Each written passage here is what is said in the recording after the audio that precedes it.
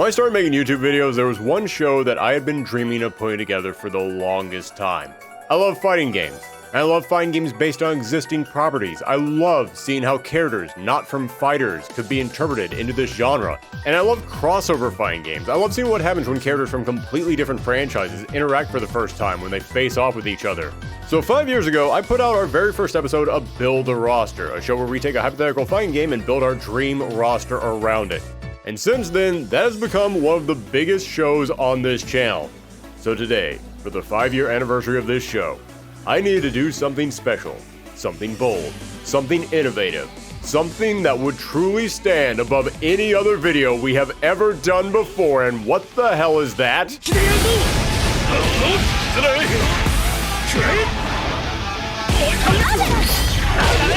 Is that a brand new Marvel fighting game that's tag-based and 4v4? You know what? Screw it. Let's just redo that Marvel vs. Capcom 4 episode. Enjoy, everybody!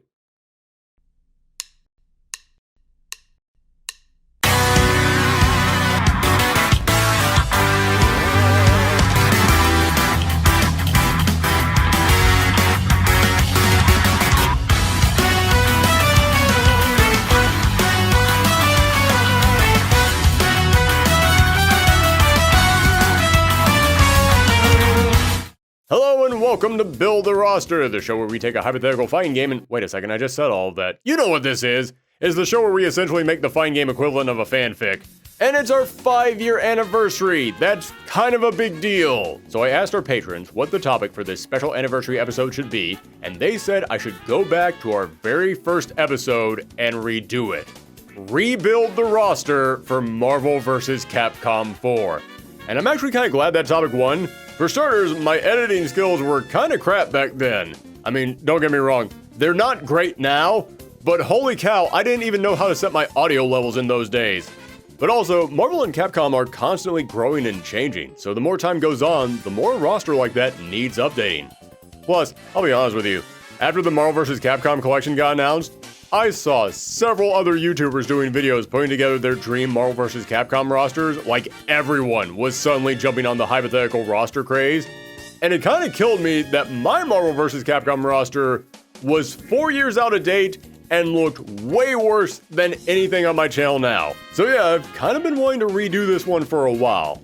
And then of course there's the little matter of the fact that, like, literally a week ago, Arc System Works announced a brand new Marvel fighting game that's a high-flying tag-based fighter that everyone is instantly comparing to Marvel vs. Capcom. You know, normally when a video takes me a really long time to finish and it keeps getting delayed, I get really sad about it. But this time it caused it to have one of the greatest synergies ever, so you know what? I'll take it. Yeah, let's address this real quick. This game looks amazing. I'm super excited about it. It's looking like exactly what I want a Marvel Arc Sys fighter to be. Between this and Marvel Rivals, it feels like Kang the Conqueror himself went back in time and slapped whoever approved Marvel's Avengers and Marvel vs. Capcom Infinite. The timeline has corrected itself. But I do know that people are looking at this and thinking, so does this mean that Marvel vs. Capcom is dead? Guys, I hate saying this, but we're living in the live service era of fighting games, where each of the big main studios really only want to have one game per generation, so that way they can focus entirely on that. They just want to put out DLC for the same game over and over again, and they worry that if they make another game, it will split their audience. Arc Sys and SNK are pretty much the only two companies out there willing to make multiple games per generation. Trust me, this is coming from a Darkstalkers fan. I know what it's like to live in denial, but even I have to admit the odds of a new Marvel vs. Capcom game were practically nothing. Not because Marvel and Capcom weren't willing to work with each other, but just because that's how the big fighting game studios are now. Capcom probably isn't going to make another fighting game this generation other than Street Fighter 6. So Arc Sys coming in here and rescuing Marvel as it was falling to its doom so that way they could make Marvel vs. Marvel was the best, most realistic option we had. But hey, this is a show all about hypothetical fighting games. So let's do what we do best and ignore reality and ask what could possibly happen if we were living in that crazy 1 in 8 billion timeline where Tokon Fighting Souls and a brand new Marvel vs. Capcom game could exist together. And I'm not just saying that because I spent 3 months making this video only for Tokon to get announced when I was 90% done with it. That is some crazy timing. Seriously, I can't get over that. So let's go ahead and jump into it, and I don't really need to explain much on this one. It's Marvel, it's Capcom. You all know who does and does not count for this list. Although I will say, when we first did this idea 5 years ago, I put a special challenge on myself that half the roster had to be characters who had never been in a Marvel vs. Capcom game before. I did this to A, try and make the video more interesting, and B, because Marvel vs. Capcom Infinite had a huge problem with its roster. Actually, it had multiple huge problems with its roster, but one of those problems was that 80% of that roster all came directly from the last game. And so this franchise needed some more life. It needed some variety. But Marvel vs. Capcom Infinite was several years ago now. It can't hurt us anymore. So today, I'm not going to worry about that. No, today I am simply going to try and create an interesting roster with a mix of old and new characters without worrying about how that roster gets split up. But how many characters are going to be in this roster? Well, in the original video I went with 48 characters because the Marvel vs. Capcom series is known for having massive rosters. And a few years before that, King of Fighters 14 came out and it had 48 characters in the base roster, so I figured, hey, if SNK can do it, why not Capcom? But yeah, as time has gone on, rosters in fighting games have started to get smaller. And there's a reason for that. It just takes longer to make a game now. Heck, this would be a Capcom game, and as we talked about in our Street Fighter retrospective, characters in Street Fighter 6 took 6 months to make each. So I would love to go big again. Heck, I mentioned seeing other people doing their own builder rosters for this game, and all of them went with 60 characters. Believe me, I would love to go with 60 characters. It would make my job on this episode so much easier. But I always try to be realistic with my roster sizes, and there is no reality where a new Marvel vs. Capcom is going to have 60 characters. So yeah, I'm going to go smaller for this episode. So since we did 48 characters last time, let's round down to 40. Marvel vs. Capcom Infinite launched with 30 characters, and it had 6 DLC characters come out almost instantly. So yeah, it's safe to say they had 36 characters ready to go at launch. So this is a little bit bigger than that game, but not large enough to be impossible. So let's go ahead and dive into the returning roster.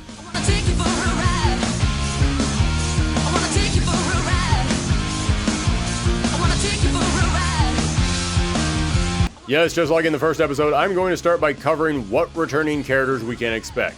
And before I get into that, let me just go ahead and say, when it comes to the Marvel characters, last time I tried to pick a solid variety between characters big in the comics, as well as characters big in the movies. Because 5 years ago, the Marvel Cinematic Universe was still huge. But it has definitely died down since then. It's still pretty big, but it's no longer that thing that everyone is talking about and Marvel is trying to shove into everything. But luckily, Marvel is putting more emphasis on their comics now. Heck, the biggest Marvel property out there right now is Marvel Rivals, and that game goes out of its way to focus exclusively on stuff from the comics. There are so many lines of dialogue between characters that are specific references to the comics. Characters are very clearly meant to be their comic versions. Heck, at the time of this recording, they just add a Krakoa stage. Krakoa has been the biggest thing for the X-Men over the past 5 years in the comics, hasn't been anywhere in the movies and shows.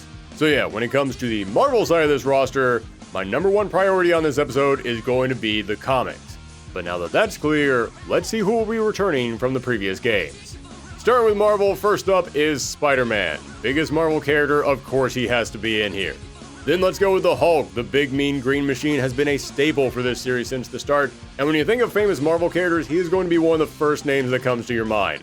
Then let's go with the classic Avengers. Iron Man, Thor. Yeah, that's about it. Okay, hold up. I know people are asking why I am leaving Captain America out of this, but hold up. I have an explanation coming up in just a little bit. Just hold on. Just give me a sec and I will get to it. But first things first, let's finish up the Avengers side of this roster with Black Panther. Dude's one of the coolest characters in the comics, and when he got added to the movies, he became an A-class hero across the world. He is a must in any Marvel crossover game moving forward. Although, Just like I mentioned the last time that we built this roster. Let's not just make him a guy with a bunch of claw slashes like he was in Infinite. Everyone looked at his moveset in that game and said, oh, so we couldn't get Wolverine in here, so you just turned Black Panther into Wolverine. Which, don't get me wrong, isn't totally accurate. Black Panther was not just a Wolverine clone in that game. But, yeah, he was kind of a Wolverine clone in that game. So yeah, let's work in a bit more of T'Challa's tech into his moveset. Maybe when he gets hit, he could build up a meter as his vibranium armor absorbs some energy. Then when the meter gets full, it would unlock this brand new energy burst attack. And you could give him a super where he calls on the Dora Milaje to attack, or maybe you could play into the spiritual side of this character as he summons out Bost for his big level 3. And yes, I'm aware that's what he does for his ult in Marvel Rivals. Listen, I'll go ahead and warn you guys right now, there's a lot you're going to hear in this video that's going to make you think, oh, that's like Marvel Rivals. There's a reason for that. Marvel Rivals does a whole hell of a lot right when it comes to the representation of Marvel characters. It understands the characters, loads each of them with tons of flavor to represent them appropriately. And not to get too far ahead of myself here, but its roster is kind of perfect. Like, damn, I make rosters for a living, and I look at this thing and I have almost no notes. They kind of nailed it. So just to warn you guys, but coming up soon, you're gonna see some crossover between my roster and theirs. But alright, the Avengers are out of the way, let's jump into the X-Men. Wolverine, obvious choice, don't even have to explain that one. Storm, another massive superstar, plus she is important to the Marvel vs. Capcom series, and so is Magneto. Everyone knows why Magneto is important to this series. Like half the terminology revolving around this game all originate from him. And the last X-Man, or X-adjacent character, Deadpool. I'll admit, I was really tempted to leave him out of this roster because I thought, yeah, the Deadpool hype train has finally started to die down after all this time. But then that new movie came out and now his popularity is back at the top again. So, feels like a smart idea to include him. Plus, Deadpool is just a fun character to put into your crossover. He does nothing but break the fourth wall and mess with people. Of course you want him in your crossover game so he can talk smack about the other fighters. I'm seriously considering putting Ken in this roster just so that way he can make a joke about his Street Fighter V banana hair. And I got two more Marvel characters to include, the first being Doctor Doom, because you have to include Doctor Doom. He's arguably the greatest villain in Marvel history, and again, he's kind of iconic to this series. This dude literally made the phrase foot dive popular. And the final returning spot goes to Venom. Listen, this is Marvel vs. Capcom, a game that was huge in the 90s. If you want to tell the Marvel vs. Capcom fans that you understand them, you need to put some 90s nostalgia into this game. And Venom has that audience cornered. You put Venom in something and that 90s crowd is going to show up. You think this character got 3 movies because people just really enjoyed watching Tom Hardy stumble around like he was drunk for 90 minutes? Okay, maybe a little. Listen, Marvel vs. Capcom Infinite had a horrible starting roster. Everyone knows that, and it's one of the reasons that game flopped. But I'm telling you right now, if they hadn't saved Venom for DLC, and they had included him in the starting roster, people would have been way more positive to this game. Oh, don't get me wrong, they still would have been mad about the lack of X-Men. But a lot of those people who were upset would have said, well, at least we got Venom. So that's 11 returning Marvel characters. Now it's time for your 11 returning Capcom characters. And hey, fun fact, that wasn't on purpose. No, I really didn't want to set any rules for myself on this episode. I did not restrict myself to 11 returning characters on both sides. I just came in here and said, what characters do I want to return? What are the ones that I feel absolutely need to come back? And it was just a very weird coincidence that it was an equal number on both sides. Sometimes the universe just works out like that. First up, the 2 most obvious picks for a Capcom crossover fighting game, Ryu and Chun-Li. Ryu is Mr. Fighting Games, he has to be in here, and it'll be cool to see him included with his brand new Street Fighter VI look. And Chun-Li is one of the most recognizable Capcom and fighting game characters ever. If you don't put her in your roster, then people will be mad at you and they will remind you of it for the next 5 years. Yes, I did not put her in the last version of this roster, and I did save her for DLC because I didn't want to include too many characters from a single franchise, and I already had a bunch of other Street Fighter characters who I felt needed to be in there. So I had to make a tough cut. Luckily, I don't think we're going to have to worry about anything like that happening this time around. I swear I'm going to explain that in one moment. Just give me a little bit more time. I will explain that in just a moment. Then let's include Monster Hunter, who was added as DLC in Marvel vs. Capcom Infinite. Not only was she pretty positively received in that game, but also Monster Hunter is kind of a big deal. And by kind of a big deal, I mean the biggest smash hit Capcom has ever had and almost single-handedly lifted the company out of its downward spiral of the 2010s. And speaking of biggest hits ever, we need to bring back a Resident Evil representative, and that's got to be Albert Wesker. One of Capcom's best villains and arguably the most fun Resident Evil character in this franchise. This is another one of those characters that I would argue if Capcom had just put them into the base roster of Marvel vs. Capcom Infinite, yeah, people probably would have been far more lenient on that game. Speaking of villains and characters who should have been in the base roster of Marvel vs. Capcom Infinite, Sigma is coming back. And I'll admit, I am solely putting this dude into the roster because I'm salty. The two villains of Marvel vs. Capcom Infinite were Sigma and Ultron. And there were all these behind-the-scenes stories coming out about how Marvel was being really controlling and demanding that the Marvel characters be treated better than the Capcom characters. And then, we got the base roster of that game. And wouldn't you know it, Ultron, the Marvel character, was playable. But Sigma, the Capcom character, was not. He had to be saved for DLC. So yeah, everyone saw what happened and nobody liked it. So we have to make up for that and bring Sigma back in the base roster. Time for some Darkstalkers characters, and obviously we're going to include Morgan. If you got a Capcom crossover, you have to include Morgan. It's practically a requirement, it's in her contract. Then, I'm going to go with Jetta. This is along the same lines as why I included Sigma. Not only is he a great villain who fans have wanted to see return, but unfortunately, the only place he could return was in Marvel vs. Capcom Infinite. Oh, Jetta, this is not the return that you deserved. And from what I heard, the developers had to fight to get Jetta into this game, because the Capcom higher-ups were dead set on making as few new characters as possible. So fans wanted to see this character return, the devs had to fight to get him into the game, and then the game flopped. Yeah, he deserves another shot. Then let's close this out with a few one-shots. Dante from Devil May Cry, another big Capcom franchise, and with the show recently coming out, there's no reason not to include him. Although I will suggest that we update him. The last two Dantes we got in Marvel games were based around his Devil May Cry 3 incarnation. Let's make this new version based on him in Devil May Cry 5. Update his moveset with some brand new weapons, give him a new beefed up Devil Trigger, and we of course have to make one of his special moves, the Motorcycle Sword. Then I'm going to throw Frank West in here. I got real close to cutting Frank because a lot of people think he was a fun inclusion, but he served his time. It was a nice one-time thing. We don't need him to come back. However, even though some people feel that way, on the other side of that coin, I can't tell you how many people I have heard over the years say they love Frank West. The moment you bring up a new Marvel vs. Capcom, they immediately ask for Frank West to be in there. So for all the people who are shocked that I'm putting Frank West in here, trust me, there is an audience out there that really wants him to return. Plus, we just got a remake of the first Dead Rising game, and apparently it sold really well. So yeah, it kind of feels like this is the perfect time to bring him back.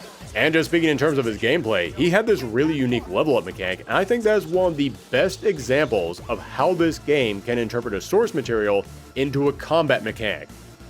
But not as good of an example as our next character, Phoenix Wright. Yeah, thanks to all those re-releases, our favorite Ace Attorney star is just as bright now as it always was.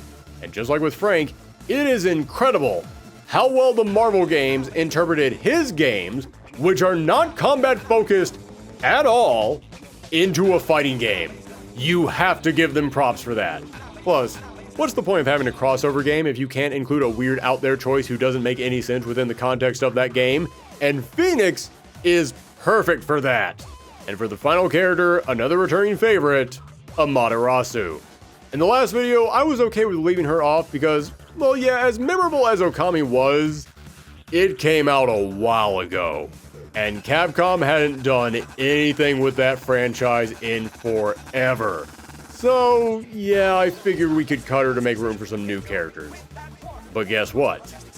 After all this time, an Okami sequel is in the works. So now is the perfect time to put Amaterasu back into this game. So there you go, 22 returning characters, meaning we got 18 brand new inclusions. So let's see who will be joining our new age of heroes, starting with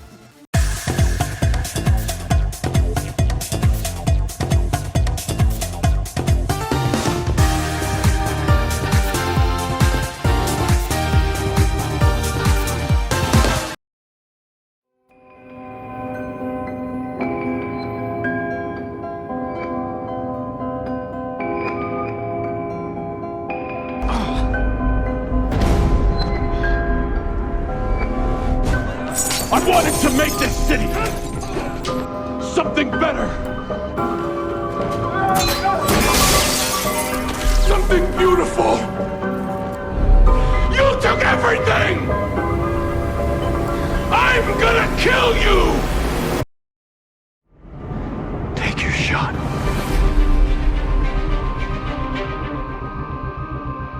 Daredevil. I'm going to start with a character who I've been saying for years now needs to be in this game. I was saying this all the way back when Marvel vs. Capcom 2 was out. Daredevil is arguably the biggest face of Marvel street level heroes, and as such, if you want to build a roster that represents every corner of the Marvel universe, I would say he is a mandatory inclusion. Not to mention, I said I'm not going to care about the movies and shows for this episode, but you can't deny, people were really excited to see his show come back after being gone for so many years. So, if they saw he was going to be in this brand new game, something tells me people would be pretty excited. Now for his basic combat, we could give him his Billy Club, which would give him some good close to medium range attacks, but Daredevil's specialty lies within his heightened senses and his radar. So we could give him a counter that allows him to react to an incoming attack and strike back at the opponent, but we could also give him tons of agility, giving him the ability to leap and duck out of the way, or even just some moves that slide right around the opponent, avoiding attacks completely. In fact, for one of his supers, we can make it an install super where his radar senses become activated, and for a limited amount of time, he would just start automatically dodging everything. In other words, he wouldn't be a very powerful fighter who dishes out big damage, but in the hands of a skilled fighter, it would be next to impossible to catch him. Also, for today's episode, seeing as how extra costumes in fighting games are insanely profitable, and considering Marvel and Capcom characters have so many alternate costumes to choose from, for a couple of the characters on this list, I'm gonna throw in my own 2 cents about what costumes I'd like to see them get. When it comes to Daredevil, I know everybody's gonna say either the original yellow costume or the 90s armored look, but honestly, I think those 2 looks are so close to his original outfit that you could just make them alternate colors. No, if I had to give him one unlockable costume in this game, it would have to be his bearded hooded look from the Chip Zdarsky run. I freaking love that look on this character.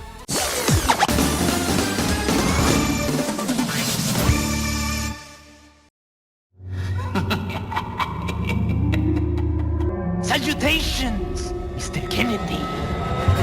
I thank you for liberally preparing some entertainment for you. Ah, the entertainment. I've been waiting, hero boy. Can't save her. You can't save anyone. Okay, it's game time.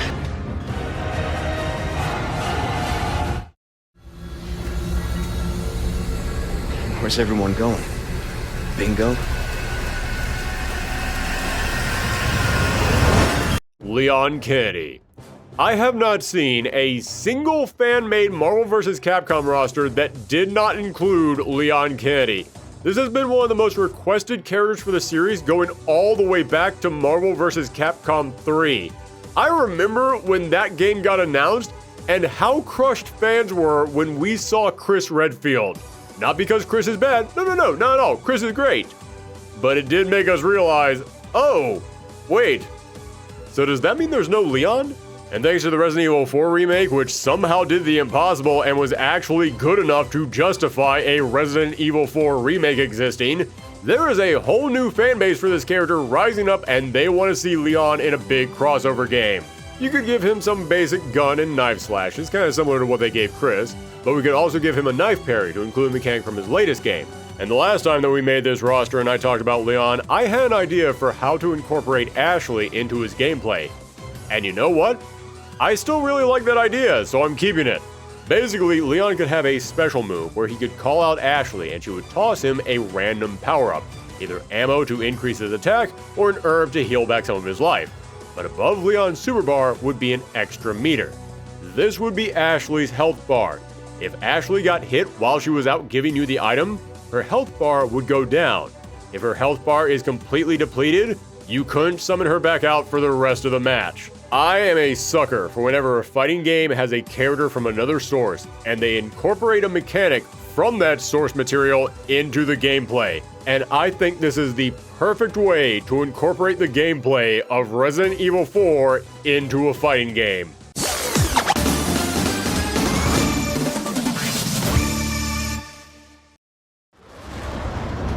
We're on the brink of war.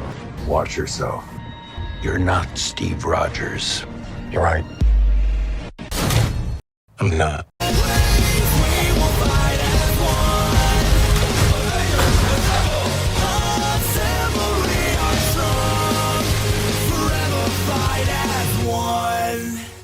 Captain America, Sam Wilson. Okay, let's go ahead and address the giant Captain America elephant in the room right now. Yes, I did leave the classic Steve Rogers Captain America out of the returning characters, and the reason why is because, well, as unpopular as this is going to be to say, when you make a sequel to a game, you need to leave some staples out. As time goes on, each installment of a game will add new characters who feel like they're brand new staples. New characters that should always return. Meaning, the longer a series goes on, the more returning characters you have. And as we mentioned, fighting game rosters keep getting smaller and smaller over time.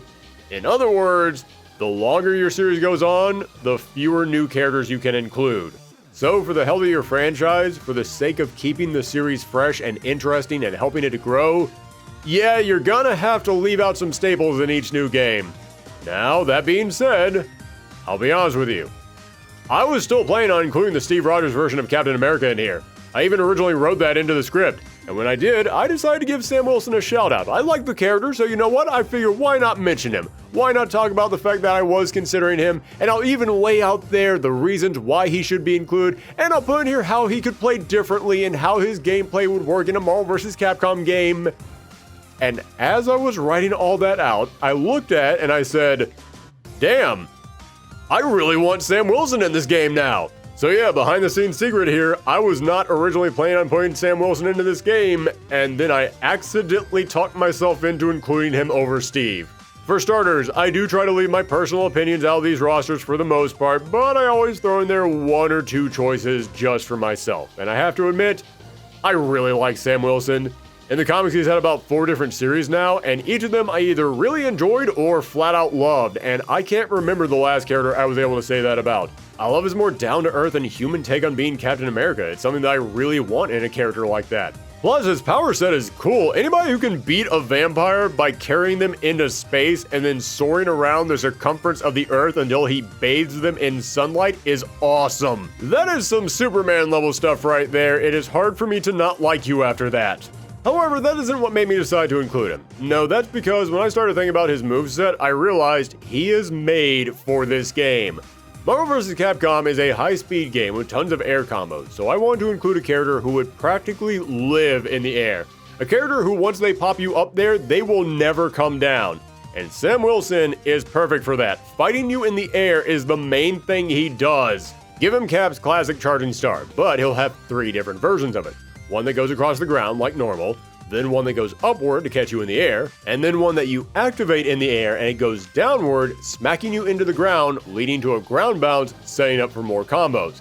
In fact, give him multiple moves that can only be used in the air, while the rest of his moves are designed to launch you up there. Give him an aerial homing charge, kind of like the Super Dash in Dragon Ball FighterZ, or let him cancel his aerial combos with an extra jump to keep the combo going even longer. Or he could summon in his Falcon Redwing to fly across the stage and intercept the enemy in the air. So, you could do an attack on the ground, hit the opponent with a launcher, fly up after them, continue the combo, then have Redwing come in and intercept them on their way down, giving you the time to jump back up there and keep comboing them. I couldn't bring myself to include 2 different versions of Captain America in this game, and when I stopped and thought about, Steve Rogers has got the history with this series, but Sam Wilson was made for this series.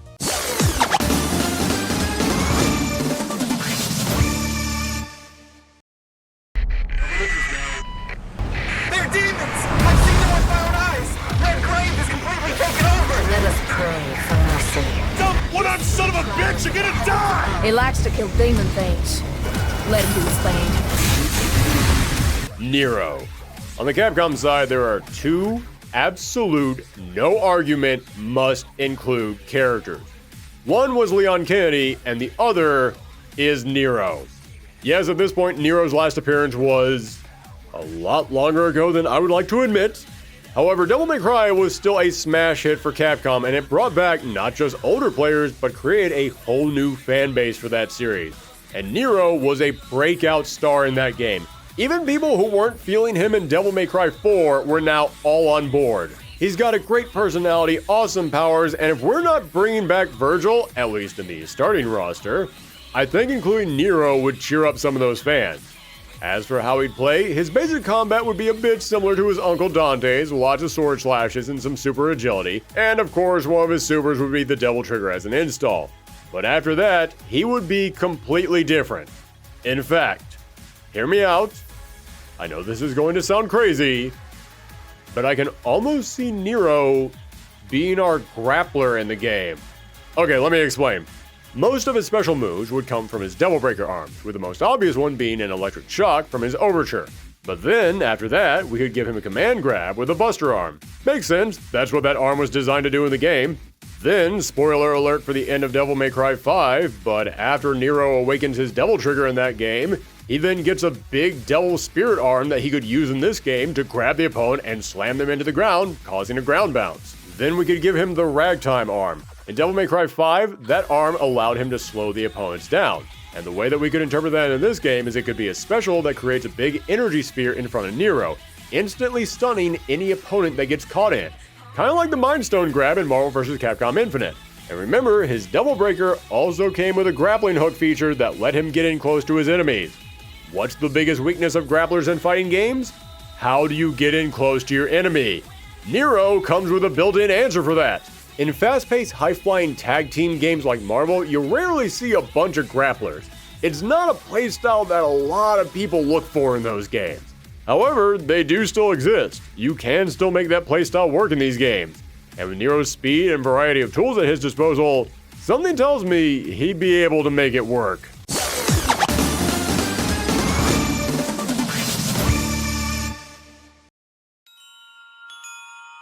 I was an ordinary mutant girl. Until my soul got put through a demonic blender.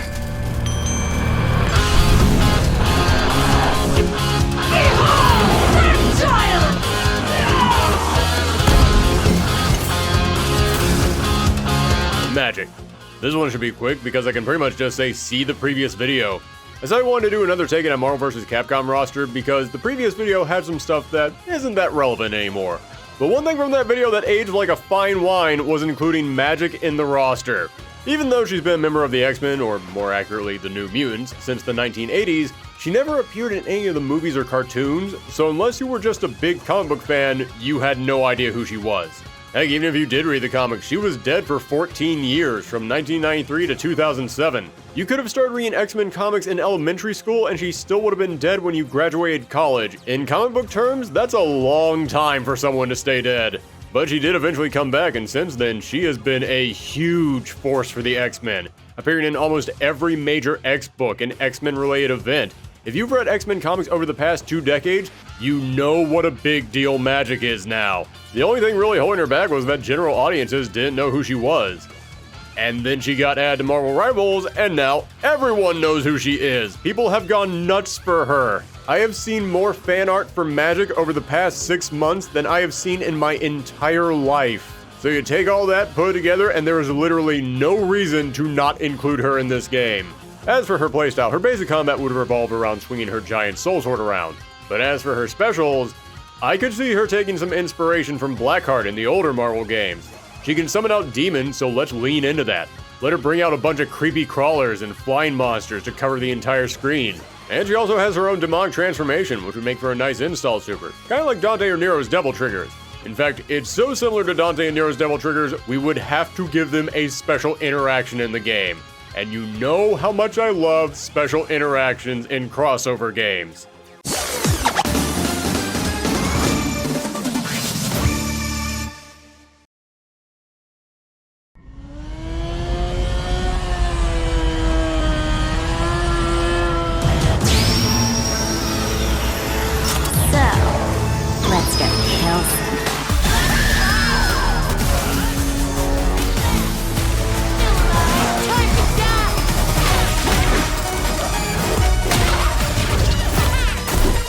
time to play. Juri Han. We're still pretty early into this roster, so let me throw out a few more safe picks before I start getting into the weirder stuff. Juri has easily been the most popular new character added to Street Fighter since Marvel vs. Capcom 3. She's constantly at the top of popularity polls. You can't search Street Fighter on social media without seeing her fan art all over the place. She's another character who, if she had been in Marvel vs. Capcom Infinite, people probably would have been a lot more lenient on that game. Plus, she's a great villain. That perfect level of malicious that I'd love to see clashing with all the other characters. Heck, the first time that I did this video all those years back, I said we should put Juri in there and give her an arcade mode ending where she bonds with the Venom symbiote. And now, in this new roster, Venom's in the game.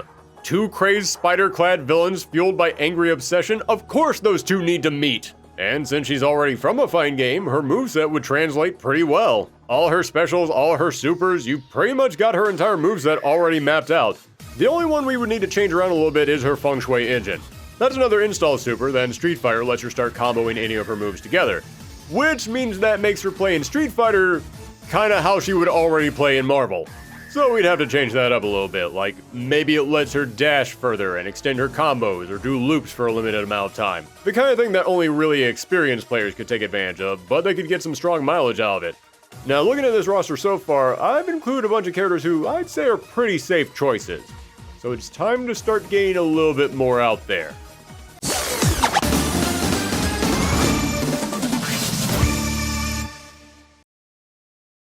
Don't worry. I've got a plan. Step 1, I keep what I stole. Step 2, I don't listen to anyone. And step 3, I carve up anyone in my way. Sound good? Black Cat. I wanted to include another Spider-Man themed character in here, and Miles Morales was the most obvious choice, and for good reason. But as good of a pick as he would be, I couldn't find it in me to include 3 characters in the base roster who could wrap you up in webs. Even if we made his basic combat different from Pete's, there's still a lot of overlap that's going to be in there just from the nature of their powers, and I needed a bit more variety in here. Although I will repeat, I couldn't include him in the base roster, and we are of course going to do DLC, so stay tuned. And I know a lot of people are going to throw out their Doc Ock, and heck, in our last video I include Green Goblin, but they're pretty mainstream faces, and I want someone a bit more out there. Someone that general audiences might not know, but comic book fans would find interesting. And since the last time that we did a Marvel vs. Capcom video, Black Cat's star has been rising. She's had waves of popularity in the past, being big one moment then out of the picture the next. But thanks to a crazy good run on her comics by Jed MacKay, seriously, huge cosign on that book. One of the most charming books Marvel has put out in the last decade. But thanks to that book, she's now more popular than she's been in a while, and she's started to appear everywhere. She is guest starring in so many books right now. So I'm going to bring our favorite cat burglar into the ring. She had plenty of claw slashes for her basic attacks, but her big gimmick would be that she's a thief. So let's play around with that. Just like with any good thief, she should have plenty of agility to avoid being caught, and she could have a move where she steals some of your meter. Or she could have a special move that leaves a trap on the stage, and if you walk over it, then it snatches you up and you're stunned for a limited amount of time. In other words, Felicia wouldn't be a high damage character, but that's not the point. The point is, she's a character who keeps you on your toes. Oh, you think you caught her? Nope, she flipped out of the way. And hey, did you forget about that trap she set up? Oop, now you're stunned. Oh, her normal moves don't do a ton of damage? Who cares? She just stole some of your meter, and now she's got super, and you don't. And heck, I'm not even bringing up her bad luck powers. That's a super move right there in and of itself. Let's say she has 4 or 5 different status effects, and when she does this bad luck super move, you randomly get hit with 2 of them. So your life just slowly starts draining, and you also can't swap out with any of your teammates. Or let's say you find yourself suddenly moving a lot slower, and you also can't use your super meter for about 5 seconds. Plus, just speaking in terms of flavor, a very important thing when you're making a crossover game, I don't think Marvel vs. Capcom needs a story mode, but I do want to see these characters interact. I don't care if it's arcade endings, I don't care if there are cinematics that you can unlock if you have certain characters fight each other, it needs something. And if you're going to put these interactions in there, I want a scene of Leon Kennedy going into a secret lab, seeing someone stealing files from in there and he thinks it's Ada, only to see Black Cat spring out of the shadows. Little charming scenes like that are things that I need to happen in the next Marvel vs. Capcom. And of course, Black Cat's real name is Felicia Hardy, so you got a cat-themed character named Felicia, and she's going to be going up against Capcom characters. You all know where I'm going with this. Again, don't care if it's an arcade mode ending, I don't care if it's an alternate costume, I don't care if it's just one line of dialogue between her and Morgan. Just put something in here that recognizes that yes, Capcom also has another famous cat character named Felicia. And when it comes to alternate costumes, there's a lot of really good choices here. There's the Night Spider look, there's the 2099 look, but if there's one that I say has to be in this game, it's the Iron Cat.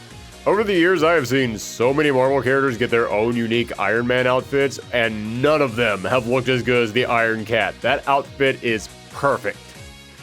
I did not mean for perfect to be a pun. That was not intentional. I just realized right now that I said it. Let's quickly move on to the next character.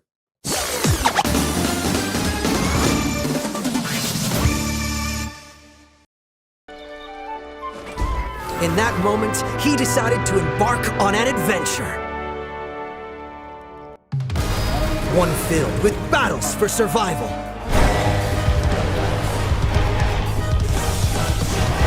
Perilous, unforgiving terrain. Unknown threats. And encounters with strange powers. As valiant allies came and went, his strength only grew on the inside. The felines. We got a Marvel cat, only fair we have a Capcom cat as well. Yes, I know this is going to seem weird to some of you, but I'd like to remind you, Monster Hunter is the biggest hit Capcom has ever had. We need more than one character. Problem is, pretty much every Monster Hunter character is, well, a Monster Hunter. Even if we used a name character, what move would I give them that we couldn't also give to the Monster Hunter themselves? I was tempted to go with Alma or Gemma from the brand new Monster Hunter Wild, seeing as how that game is really huge right now and people seem to be really liking those characters, but I just couldn't think of a moveset for them. Then I thought, hey, maybe we could include one of the monsters themselves. I mean, we had Sentinel in the previous games. We can include a really big character, but sadly, none of the popular monsters stand upright. They crawl along the ground or they have really big flapping wings, and that would just take up way too much of the screen. So I then had to ask myself, okay, who else is an iconic face for Monster Hunter? And the answer was obvious. Your little feline partner. They're fun, memorable, and adorable. You put all those together and you have an instant win for this roster. You put out a trailer for this game with the feline riding on the back of a Matarasu, you just sold 500,000 copies right there. The felines in these games use so many tools that it would be actually pretty easy to make a moveset for them. Have them toss out bombs, blow their horn for a big radial effect. Maybe they could even call on the other palicos to run out here and jump on the enemies. And for anyone who's saying they're too small, hi, this is Rocket Raccoon. He's been in the past 2 games and he's literally the exact same size as the felines. We can make this work. And if you need one specific design for feline, just use the one they have as a hero in Teppen. Did you guys know that Capcom has a mobile card game crossing over all their franchises and it's been going on for like 5 years now with a big ongoing story across the whole series, including having a feline from Monster Hunter teaming up with Nero and busting him out of the Metro City prison? I swear to you I didn't make any of that up. Teppen is crazy, y'all. Go and check it out.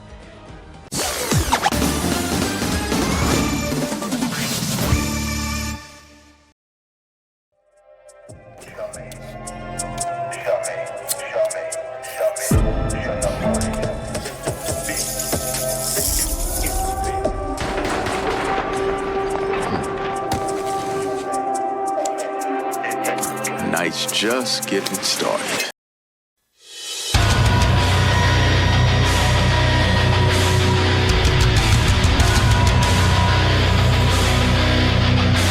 Blade.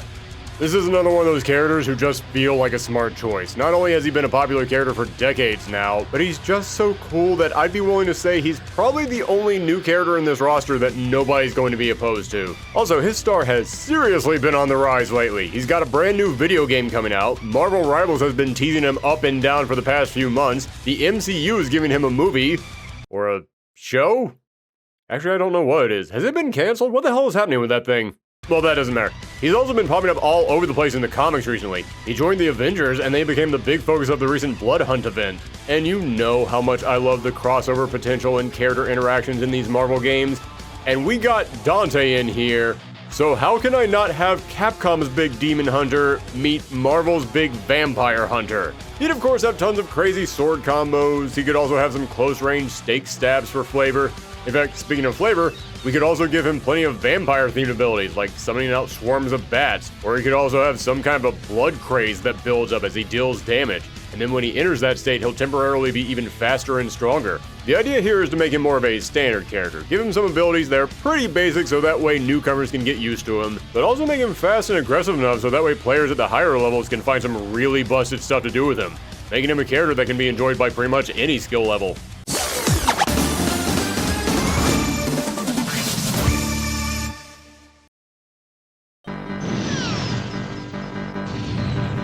The place, Sandrad, California. The year, the far-off future of 1997. The city, now overrun with extraterrestrial life forms, has become a living hell. Faced with impossible odds, one colonial marine knows what must be done. It's time to hunt. Lin Kurosawa. Time for the weird pick. Yes, we've had some kinda out there picks so far, but you know me. We need that one choice that when you reveal them to a room, everyone's going to say, who? Except for that one guy way in the back who loses their mind over it. Every roster needs that pick, and for this brand new Marvel vs. Capcom, I have to go with Lin Kurosawa. Lin Kurosawa is from the 90s Alien vs. Predator beat-em-up arcade game. And I know some of you might hear that and think, that's such a reach, your arms must be tired. But actually, it's not as much of a stretch as you might think, because Lin Kurosawa, despite only being in one game that has never been ported, has something of a fan following. I have seen so many people asking for her to return. I have seen multiple Marvel vs. Capcom fans talk about how much they want her to be included in a brand new game. The Capcom developers have snuck her into the background of multiple other games. For someone with such a small resume, Lin Kurosawa definitely has a cult fan following. But why am I insisting that we put her in this roster? Well, for starters, she's a ninja, so that way we could sneak in here some similar gameplay to characters like, say, Strider Hiryu, or Psylocke, or other ninja-themed characters who we had to cut. We wouldn't just rip off their movesets, no. But we would let her play in a similar way, so that way if you were a fan of those older characters, yeah, you could probably find some stuff that overlaps. But the big reason why I'm including her is because, as I said, a lot of people out there have asked for Lin Kurosawa to return in something. And this is probably the only game she could ever actually return in. Because, as I said, she was from the Alien vs. Predator beat-em-up game, which means that she has existed in this very weird limbo for decades now. Because despite the fact that Capcom created Lin Kurosawa and they created that Alien vs. Predator beat-em-up game, Capcom does not own Alien or Predator. But do you know who does now own Alien and Predator? Disney, the same people that own Marvel. Meaning if this game got made, she would be allowed to appear in the roster. Listen, if Disney is going to be a giant, massive monopoly that just consumes every other property out there, we might as well at least get to play with these characters again. It's the least they could do for us. In fact, we could even give her specials and supers where a bunch of xenomorphs start crawling out. Or, if that feels like too much of a stretch, if it feels like we would be diluting the purity of Marvel vs. Capcom by throwing another franchise in here, replace the xenomorphs with the Brood, the Marvel race of aliens who are 100% a ripoff of the xenomorphs. Heck, even if there was just a windscreen animation of her fighting off the Brood, or it was her arcade ending, fans would lose their mind if they put that in here.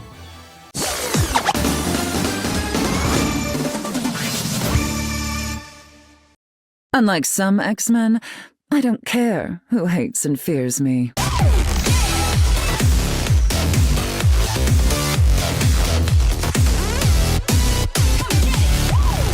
When mutants are in danger, the White Queen answers. usually. Emma Frost. I'm going to start off by saying I swear I didn't add Emma Frost into this roster simply because she just recently got added to Marvel Rivals. That is again another very weird coincidence. No, I'm adding Emma Frost to this roster because she deserves it. If you're a fan of this show, you're about to hear me repeat a lot of stuff from our X-Men episode just a few months ago, but here goes. Emma Frost checks off so many boxes for her inclusion. She's got a dynamic personality that would be perfect to see interacting with these other characters. She is the queen of snark, so you know she would have the best pre-fight dialogue and win quotes. Then when it comes to her popularity, Emma Frost would be an amazing representative for the modern era of X-Men. And by modern era of X-Men, I mean the last 20 years. Listen, X-Men fans kinda got a little bit too much of that nice nostalgia going on, so anything within this century is considered modern. She joined the team in the early 2000s, and every new writer on a team book will try to bring some new members onto that team, but they never last. As soon as the next writer comes on board, they'll try to put their own spin on things and include their own choices of characters. But Emma Frost broke that trend better than any character I have ever seen. She joined the X-Men 20 years ago and has remained not just a member, but a leader and a face for that team for 2 decades straight, no breaks, showing up for that team 24/7. In the world of comics, that is an insane achievement. So yeah, I would say that she is now a main face for the X-Men. And lastly, her power set would be really interesting for a game like this because she is our first stance fighter.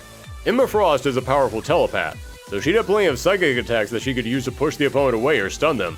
But she can also turn her body into unbreakable diamonds. But when she's in this form, she can't use her psychic powers. So let's give Emma some pretty light strength and defense, but she would have some really strong mid-range psychic attacks.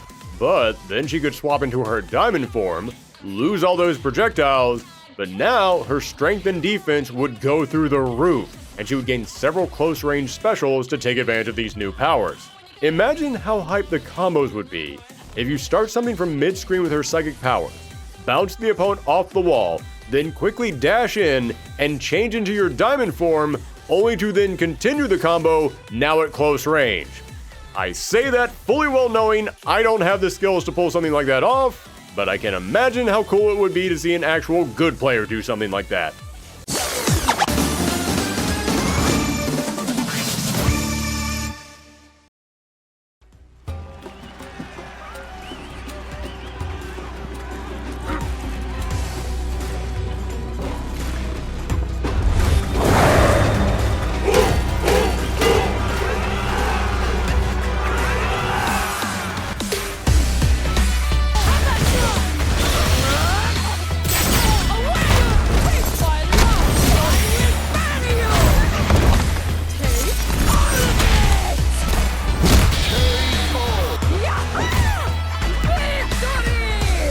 Marisa. We need a Street Fighter 6 representative, and yes, I know that Luke is the face of the game, but Luke is also really basic. Not in a bad way, no, I mean he's that right down the middle standard protag style character, and that's what he's meant to be and he does it well. But when it comes to Street Fighter, we already got Ryu, so yeah, we're kinda good. So that means for our Street Fighter 6 representative, we need to get a little bit more unique. So that's why I'm going with Marisa. Yes, I will admit, she is my main in that game, so I'm sure that on some level there is some personal bias coming into play here. But I also need somebody with a big bombastic personality who would be fun to play off the other characters, and yeah, Marisa definitely has that. You know she would have some good interactions with the other characters, whether it be asking to see how strong they are in her quest for tough opponents. Or we just talked about Emma Frost. Marisa is a jeweler. You know she'd have a fun interaction with her talking about her diamond form. But the big reason why I'm including Marisa is, well, she's big. We need a tank on the Capcom side. We got Hulk for Marvel, we need someone on the Capcom side who can just power through attacks and deliver big meaty punches. And Street Fighter 6, that's kind of Marisa's whole deal. In fact, speaking of the Hulk, just thinking about the marketing of this game, you know that a trailer or even just a promo image of Marisa and the Hulk staring each other down, head to head, these two giant titanic figures just ready to pummel each other into the ground, would instantly get people hyped for this game. That's the kind of ad campaign I need to see for this game. Also, for anyone about to say Marisa isn't strong enough to fight the Hulk, dude, it's Marvel vs. Capcom. Why are you trying to apply logic to this? Just have fun.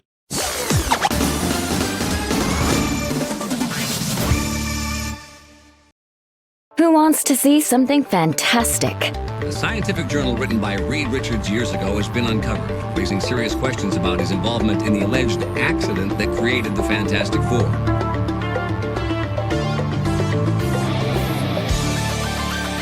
Cosmic rays didn't make me who I am today. My family did. The Invisible Woman. Okay, ever since the start of this franchise, people have been asking, why isn't there a Fantastic Four character in this roster? We got Dr. Doom, and then in Marvel 3, they couldn't pick one character, so they just said screw it and threw in the Super Skrull. But I say no more cheats, let's actually finally include a member of the Four in here. Well, the last time that we did this, I went with the ever-loving Blue-Eyed Thing. Ben Grimm is such a good character, and his history as a wrestler would give him some unique moves. But he would be another big tanky character, and the last time that we did a Marvel vs. Capcom video, that roster size was a little bit larger, so I was cool with having some more repeating roles in there. But since we're going smaller in this one, yeah, I have to be a little bit more strict on that. So as much as I don't like it, I'm gonna leave him out for now. Then the Human Torch would be fun, but he'd be another aerial-focused character, and I feel like we got a decent number of those in here already. You put together a team of Storm, Sam Wilson, and the Human Torch, and you are never touching the ground in that entire fight. So I'm going to go with the Invisible Woman because she would be a very different character in this game. Don't worry, let me go ahead and address this right now. We're not going to give her a move where she actually turns invisible. I know that's the big concern that everyone has with the idea of putting the Invisible Woman in a fighting game, because characters who turn invisible in fighting games kinda suck. That's not a fun mechanic to play against, or even to play as. So no, she won't have a move where she actually turns invisible, but we could still play around with this ability. Like, let's say we give her a unique dash in the game, where whenever she dashes forward, she turns invisible in between the steps. It would mostly be there for flavor, but it would also keep your opponents on their toes. Or she could have a move where she vanishes and then reappears somewhere else on the stage. Essentially, it would just be a teleport, but because it's the Invisible Woman, we know she's actually just turning herself invisible. But the reason I say she would be a different type of character is because Marvel is a super offensive game, but Sue would focus on defense. The big mechanic behind the Invisible Woman would be her force fields. She could have a counter where she puts up her shields, and if the opponent hits her, then she blasts them away against the wall. She could attack opponents with force blast or pillars that she sends up from the ground or from the air, but she could also leave those pillars on the stage, and the opponent would have to break through them before they could reach her, essentially giving her a moment to bring in her assist or swap out if she needed to. And we know an ability like this can work in this game because both Phoenix Wright and Nova had abilities like this in Marvel vs. Capcom 3. So if it's already been proven in a previous installment that putting up shields is a useful ability in a game like this, and we have a character whose power set revolves around that, then by all means, let's lean into it. In fact, speaking of those assists, since Sue is a team player, we could get really creative with her and try something new. We could give her a super where she covers herself and her teammates in a layer of invisible armor. So now, for a few seconds, Sue and any other member of your team that you swap in would have 2 hits of armor that could absorb attacks. One of the most iconic mechanics in this entire franchise is letting you call in swapped out characters to assist the character who is in play. But letting the character who is in play assist the characters who are swapped out is something brand new, and it would give your opponents so much more that they have to think about. Now, speaking of the Fantastic Four, I mentioned why I'm leaving Ben and Johnny off the roster, but I didn't mention Reed. Yeah, why am I not including Reed Richards? Well, that's because I am including Reed Richards.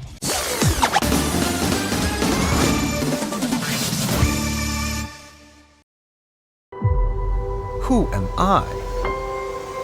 I'm Reed Richards. No, not that one. You see,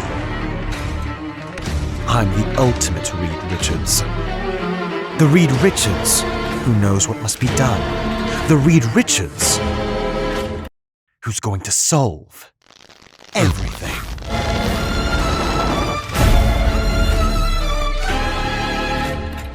The Maker. Yeah, I'm breaking the pattern here a little bit and going from one Marvel character to another because there's no way I wasn't going to follow up the Invisible Woman with our next fighter. I'm including Reed Richards. but not Mr. Fantastic. No, I'm including his alternate reality counterpart, the Maker. Okay, so long story short, about 20 years ago, Marvel launched a brand new universe called the Ultimate Universe, where they essentially rebooted all their characters. It was super popular, everyone was talking about, the books were selling like crazy, until they weren't. Sales started to drop, and Marvel said, you know what, we really don't need to keep a whole other universe around. You know what, just take that Miles Morales kid out there, put him in the main universe, and then blow the whole thing up. However, in the process of blowing that entire universe up, that universe's version of Reed Richards went insane. Now that Reed has escaped his dying universe and has gone on to be one of the most sadistic evil supervillains in Marvel Comics. And I'm throwing him into this roster because he's been here or there over the past couple years, but recently he was elevated to a new major prominent role because Marvel decided to relaunch the Ultimate Universe. Except that now, the Maker is basically ruling over everything. He went back in time and manipulated everything in that universe, chopping it up with surgeon-like precision. He's genuinely become one of the most frightening Marvel villains out there. And you know something, now that I say that, considering how much this guy loves messing around with alternate realities, he'd probably be real happy to be put into a crossover game with a whole bunch of characters from another world. But I know what you're all thinking, why not just put Mr. Fantastic in here and then have the Maker be an alternate costume for him? Good point. I mean, hey, that's nothing new for this franchise. They love to put extra characters in here as alternate costumes. And I'll go ahead and say it right now, if a brand new Marvel vs. Capcom did get made, I would love to see them go that extra mile and not only create alternate costumes for characters that are meant to represent other characters, but go ahead and record brand new voice lines for those costumes. Like, we always get the Red Hulk in here for the Hulk or the Scarlet Spider in here for Spider-Man. Give them some unique lines to make it feel like we're actually playing those characters and not a simple reskin. Heck, I'd even be willing to pay a few extra bucks for that. But here's the thing. When it comes to fighting games, a character's moveset is only partly determined by their powers. The other half of that equation is their personality. And the Maker, while having stretching powers, would not act at all like Mr. Fantastic. His moves would be more sinister, he'd have far more tech-based attacks, he'd have animations delighting in your pain, he'd have a super where he strings you up to dissect you for his experiments, or for his big level 3 he could cause reality itself to crash down around you. The Maker is such a threat because of his brilliant mind and his sick, twisted personality. And because of that, when it comes to his moveset, his stretching powers would be the least of your concerns. In fact, the Maker is such a sadistic scientist, we have to do something with him and Albert Wesker. I don't care if it's a rivals fight or an arcade ending where they're BFFs and they're exchanging notes with each other, something has to be done with that. And speaking of Resident Evil characters,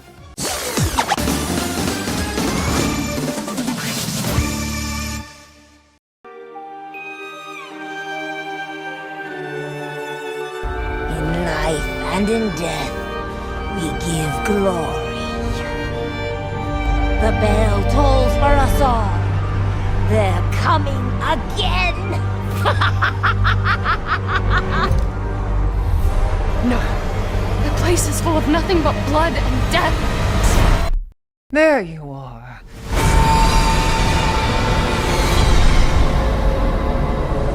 Lady Dimitrescu. Let's not even pretend that this character wouldn't be in this game. It has been years since I saw a Capcom character explode across the internet as much as Lady Dimitrescu did. And yeah, in the years since Resident Evil Village came out, I've definitely seen mentions of her drop down, but let's be real. If Marvel vs. Capcom 4 came out and she wasn't in here, you wouldn't hear the end of it. Plus, again, as a fan of crazy character interactions in crossover games, I so want to see her and Emma Frost facing off in a rich lady snark-off. Just give me a scene of the two of them trading super backhanded compliments at each other over and over. And come on, do I even need to explain the potential interactions between her and Blade? Or just get really silly with it and in her arcade ending have Moon Knight bursting into her castle calling her a big effing nerd. Trust me, there is so much that you could do with Lady D in the crossover department, and I don't even mean that solely in relation to the Marvel characters. Our Resident Evil fighters in this game are going to be Leon, Wesker, and now Lady Dimitrescu. In other words, 3 characters from the same series who have never once interacted with each other. Seeing the 3 of these characters going head to head would be great. You know Leon has read files on Wesker. He's the big boogeyman of the Resident Evil universe. Wesker has never seen Lady Dimitrescu, but you know he has heard stories of her village and all of Miranda's experiments. And Lady Dimitrescu probably honestly doesn't care about either of them and would just be willing to kill both of them on sight. But still, this would be an epic thing to finally see these 3 confronting each other.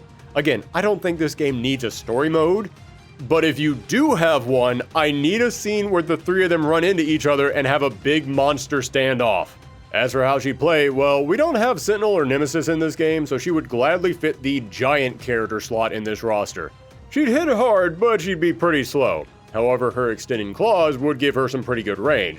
Also, we could give her another command grab, not necessarily to make her a grappler, but if you've played through the game, you know she really likes grabbing people by the throat and throwing them across the room. And we could also make her pretty tanky. We could give her a move where she just walks across the stage to you, but she has unlimited armor on herself while she's doing that. I know I said a moment ago that I wasn't going to include Ben Grimm in this game because I didn't want to put too many big tanky characters in here.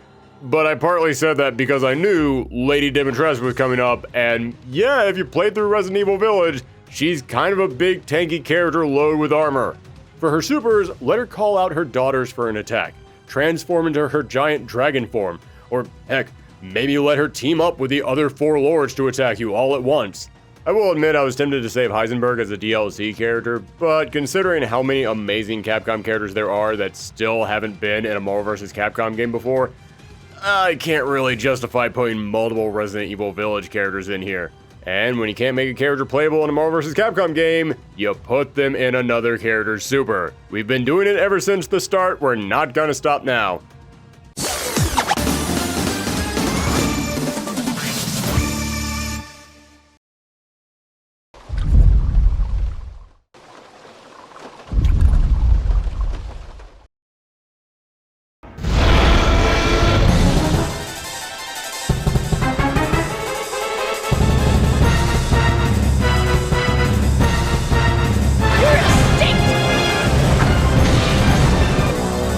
Regina.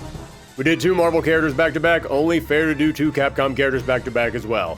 And I often justify including characters in these rosters by saying they're a, quote, fan favorite. But I'll admit, that's a very subjective term. You can't really gauge whether or not that's true with a lot of characters. But for once, I actually have statistical evidence to back that up. People have been asking for a brand new Dino Crisis for years now. When Resident Evil remakes blew up, people thought, well, now they have to give Dino Crisis remakes a chance too, right?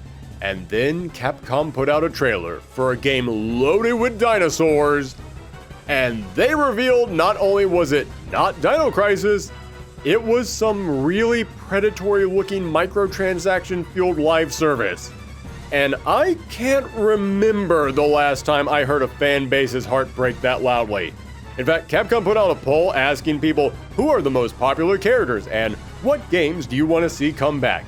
And Dino Crisis and Regina were all over those results, and I've heard people say that they were ranked so high that the polls clearly had to have been hacked, or it was full of bot votes. Honestly, I'm not so sure about that. I think a lot of people, not even Dino Crisis fans, just people who are aware that there are Dino Crisis fans, saw Exoprimal come out and they said, oh dude, oh no, you owe them now. You did the Dino Crisis fans dirty with that one. You owe them a brand new game. So yeah, I have never been more confident in saying that Regina deserves to be our fan favorite pick for this roster. Give her plenty of gun-based attacks for some solid range, and yes, I know we have a few other characters with gun attacks, but the last Marvel game had like 8 characters who relied on guns, so trust me, we're still coming in way under that threshold. However, the big appeal of Regina's moveset would be summoning in dinosaurs to run across the stage. Raptors running across the ground, pterodons flying across the air, and for her big level 3, of course it has to be the T-Rex. How can it not be?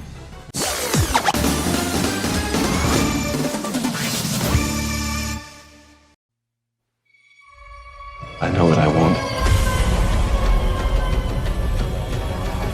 I know what kind of god I need to be. I am Loki of Asgard, and I am burdened with glorious purpose. Loki, you must keep the power contained. You could begin Ragnarok. So be it!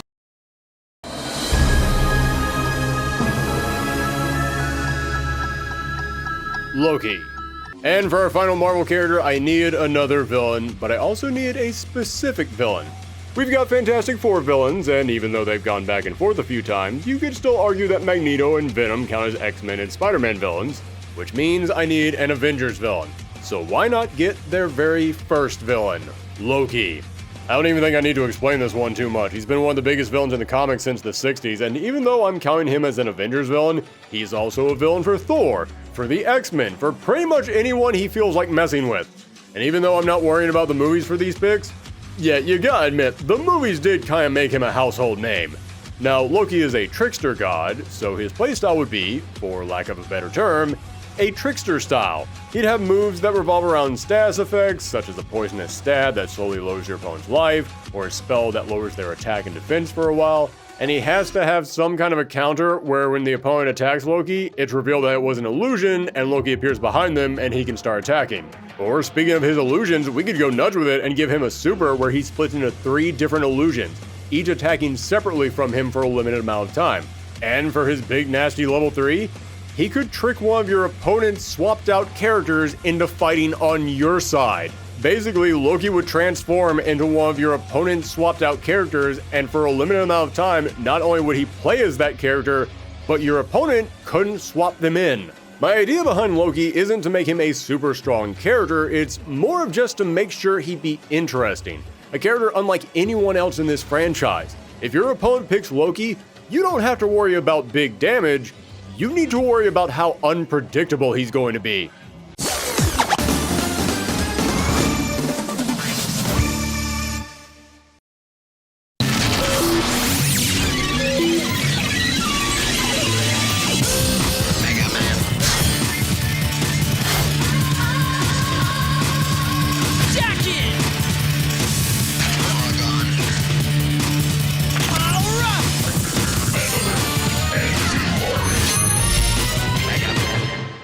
Mega Man EXE. We have to include a version of Mega Man in here, because even if Capcom refuses to give him a new game, the Blue Bomber is way too important to the history of this company. Heck, there was a time when he was practically their mascot. And so far across all these Versus games, Classic Mega Man was in the older games, X and Zero were in the more modern games, Tronbon was in several installments, and even Mega Man Volna was in Tatsunoko vs. Capcom, and yes, I do include that as part of the Versus series. But we've never gotten a representative from the Battle Network games, despite those games selling incredibly well back in the day. Well, they came out long enough ago that the generation that grew up on those games are now at peak nostalgia age. And Capcom put out that Battle Network collection, which apparently sold way above expectations. So I say we keep expanding our collection of super fighting robots and include Mega Man EXE. Also, you want to talk about a character who you could make money off of on alternate costumes? Mega Man EXE is nothing but alternate costumes. Take all those cool transformations that he gets in the later games and just make those alternate costumes that you can buy. You could sell them in packs, there'd be so many of them. As for how he'd fight, well, the Battle Network games relied on randomly shuffled cards that you could play for all of your attacks. So I got a little bit of a crazy idea on this one. We could go super basic with it, just pick like 5 of his moves from the games and include them as basic attacks. Or, if you want to get nuts with it, let's say above your super meter are 3 random cards, each of which come from 10 different possibilities, each one being a different move. And Mega Man EXE would have like 3 or 4 regular basic special moves that he could do no matter what, but he would have one special move that would be a quarter circle forward and then a button. And whatever button you pressed would decide which of those 3 cards he would use. Then when you use that card up, it would get replaced by another random card. This would make Mega Man a super complex character to play, however, it would replicate the random deck building format of the Battle Network games, and it means he would technically have the most possible moves in the game. And we have seen characters in other fighting games who have similar mechanics, and yes, admittedly, they were insanely complicated, but those games did find a way to make them work, so you know what? I believe we could do that as well. And there is your starting roster for Marvel vs. Capcom 4. Amaterasu, Black Cat, Black Panther, Blade, Captain America, Chun-Li, Dante, Daredevil, Deadpool, Doctor Doom, Emma Frost, Feline, Frank West, Hulk, Invisible Woman, Iron Man, Jeddah, Jury, Lady Dimitrescu, Leon Kennedy, Lynn Kurosawa, Loki, Magic, Magneto, Maker, Marisa, Mega Man EXE, Monster Hunter, Morrigan, Nero, Phoenix Wright, Regina, Ryu, Sigma, Spider-Man, Storm, Thor, Venom, Wesker, and Wolverine. Holy cow, it's been a while since we had a roster that big. That's 22 returning characters, 18 new ones, a solid collection of older and newer characters from a wide variety of each respective universe. But we're not done yet. No, there's 2 more things that we have to cover in today's episode. First up, the bosses. And yes, I do mean bosses, plural. 1 mid-boss, 1 main boss. I miss mid-boss fights in fighting games, and in a crossover game between 2 properties, why not give each company a boss? For the mid-boss, I said a monster from Monster Hunter would be too big to be a playable character, but they would be great for a boss fight. Each Marvel game needs some really big boss that takes up like half the screen, and Capcom's biggest franchise is all about monsters who take up half the screen. This is such an obvious idea, this doesn't even feel like fan casting at this point. This feels like just something that needs to happen. Now, I was tempted to go with a Gore Magala. I feel like it's a little bit more iconic from the older games, but something about Nier Gigante just screams big fighting game boss to me. But let's say that this mid-boss fight has 2 stages to it.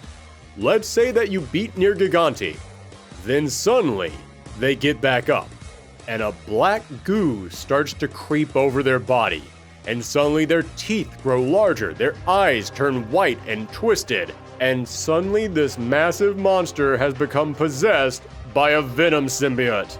You have to beat this brand new supercharged Nier Gigante again, and as you beat them, down comes the true final boss, Null, the god of the symbiotes. Null is a fairly new character who popped up in the comics after the last Versus game, and he's been one of the creepiest threats the Marvel Universe has ever faced. He can go toe-to-toe with cosmic-level heroes. He controls a living mass of darkness that can cover the entire Earth. He has a sword that can cut through anything, and he can possess anyone to twist them into his satanic symbiotic puppets. I almost put him in the base roster because of how popular he's been over the past few years, but as I was writing out my justification for him and how his moveset would work, slowly it dawned on me, wait, why isn't he the boss? Even in a game where power levels don't matter, he's too strong to be a normal playable character. One of his moves is covering the entire planet in eternal darkness. How is that not boss material? Although, just like Galactus in Marvel 3, we could put in here a secret mode that lets you go through the arcade ladder as him just for fun.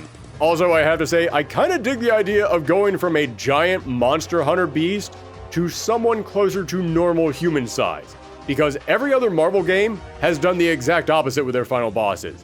Stage 1, they fit on screen just fine. Stage 2, they're gigantic. I kinda like the thought of doing the complete opposite for once. So there's the rosters and the bosses, meaning all that's left now is the DLC.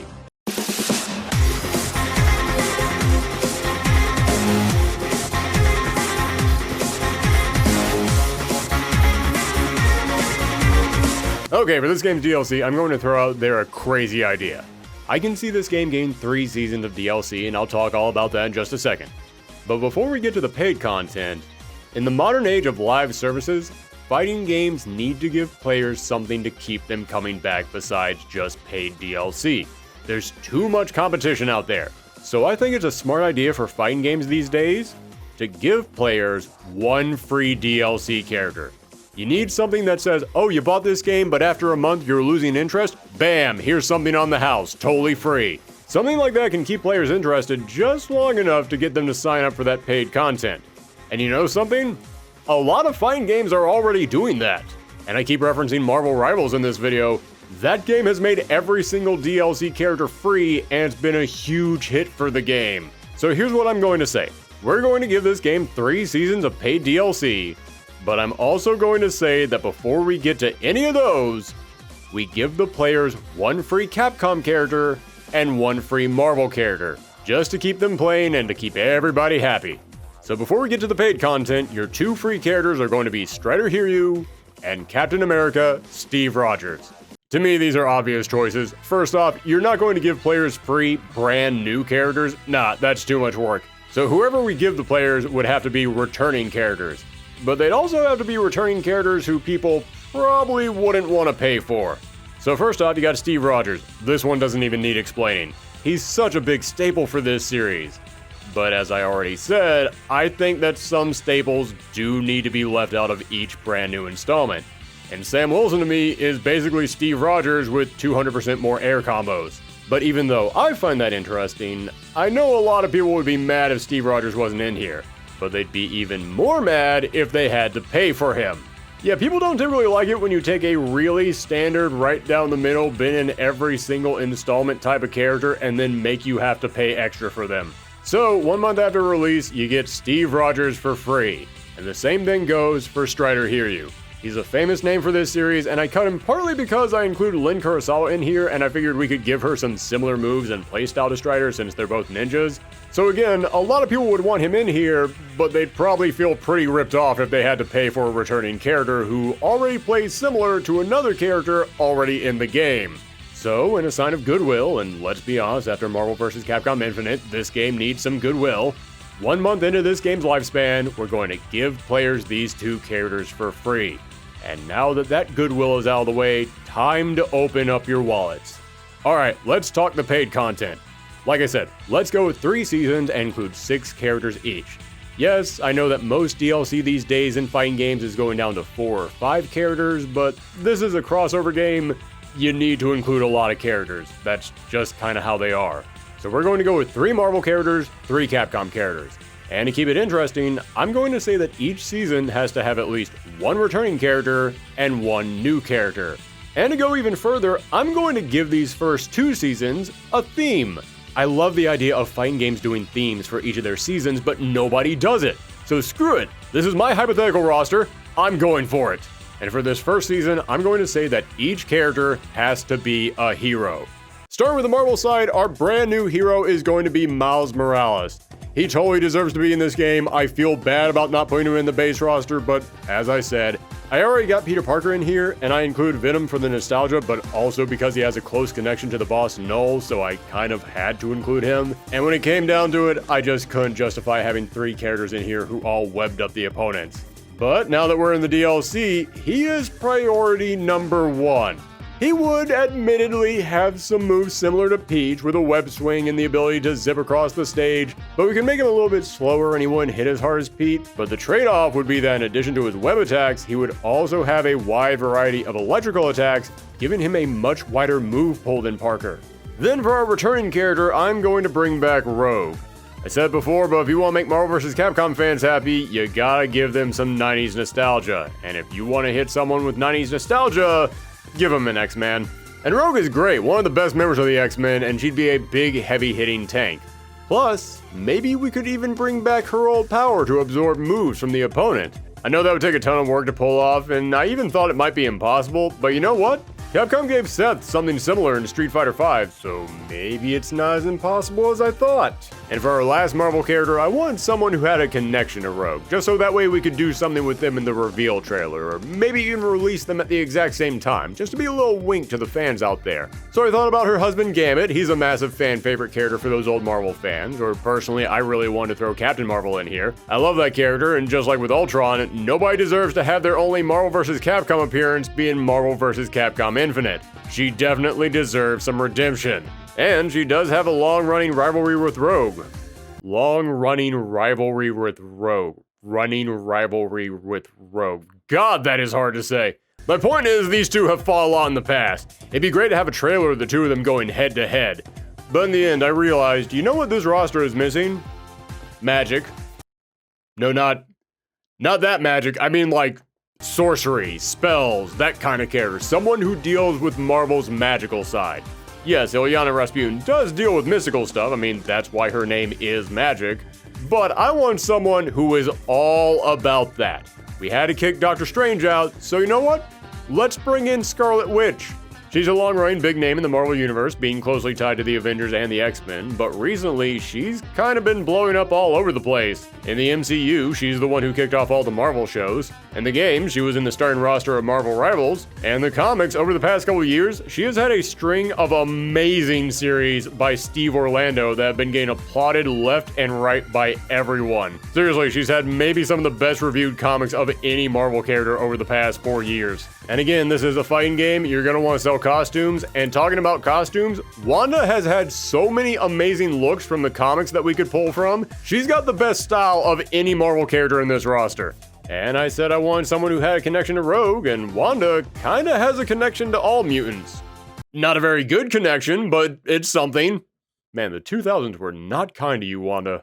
As for how she plays, well, she focuses on chaos magic, so she'd be a character who constantly keeps the opponent on their toes. She could set up spells that just sit there on the screen but then attack the opponent on their own after a period of time. She could launch out Reality Stone-style energy orbs that slowly track the opponent down, or we could even give her a super where she just debuffs the opponent's entire team. In other words, the moment she steps on the field, all your opponent's plans would go out the window. Now it's time for the Capcom characters, and the first returning character is Zero. Yeah, ever since being added to Marvel 3, he has been a massive name for this series. In fact, he's such a big name for this series, that's kinda why I left him out of the base roster.